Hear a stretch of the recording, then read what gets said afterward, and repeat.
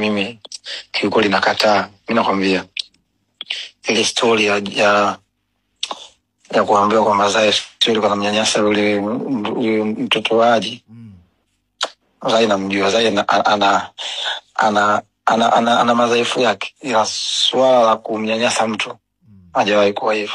Kwa hiyo mimi nakataa. Kwanza mimi mwenyewe naokotaga sana. Mimi kipindi ambao siongei nao, lakini Zai niko naongea naye, mume ajui.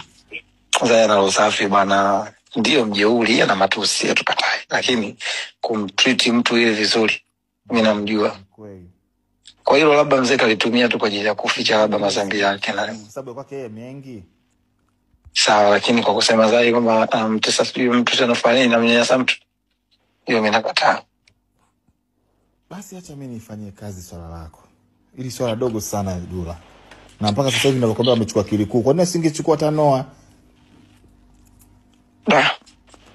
Wangewapelekea hata hiyo clown wakabebe nguo. Ndio hivyo. Bado upo Sinza? Sinza limeondoka kwa Esma, nimekuja huko hapa, lakini huko kwenyewe kuna kama vile akili vichanganyikiwa kama nyumbani kukalika, takataka sehemu jipongeze.